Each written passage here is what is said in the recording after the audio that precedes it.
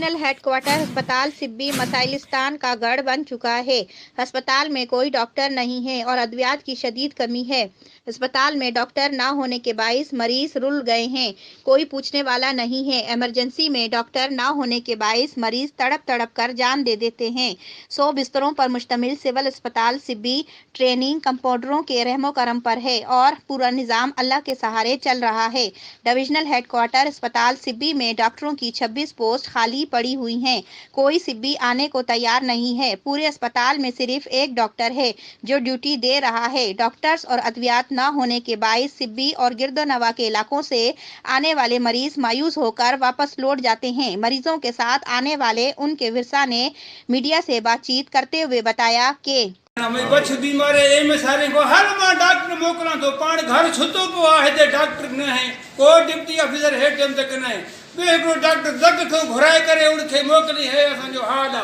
न कमिश्नर तलाई करदा से सुबणी पेश थींदा दे एमएस पंजो मनमानी कंदो बा को डॉक्टर ते ना है हे जुल्म दिसो फंड अचे खाइन बीमारी सजा सुता पिया हिक भी ना है बस जन जो इज्जत कंदे वया मथे चढ़दो जी घर अने वडो जो बार बीमार मां जो पुट मरण ते जिम्मेवार केरा यो जो सुबाणी मरे जो जिम्मेवार केरा यो हाशमिया डॉक्टर ठीक है पुट में जो मो न छड़दो मां कदी भी न छड़दो बस डॉक्टर जो ना है अस्पताल के तालो हणी छड़ो ताकि अवाम उतो भिरकी वने इन जो यो मतलब ना है डॉक्टर ना है अस्पताल खुलियल और दवाई लिखे दींदा है वो असा जे अखिन ते लिखे हिते दवाई की जरूरत ना है खड़ा कभी वो जो है को डॉक्टर ही मौजूद ना है को ब्लड प्रेशर चेक करने वालों ना है को गोली ना है को कैसा हाल हवाल ना है ये टे छोकरा बीठा है नौजवान इन जो इन जो हाल है यो पांचा पंदा पे बियो जो कोई डॉक्टर को ना है एमएस के रिंग कयो से चाहे तवा फिलाने के चो बाबा असा चाहे एम जो मथम एमएस जो मथो जो असा न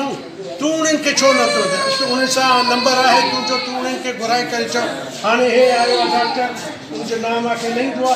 बलाल वो आयो चे बाबा इमदादी तो आयो मां इमदादी तवा सा आयो मां जो ड्यूटी को ना है बाबा ड्यूटी ना है तू जो मेहरबानी पर गाल बुंद एडो कह जो ड्यूटी अता कि ड्यूटी वाले के घुराऊं हाँ असा अपील कंदा पे हूँ डिप्टी कमिश्नर सिब्बी और कमिश्नर सिब्बी के अल्लाह के वास्ते थोड़ो अस्पताल ने तवज्जो दिन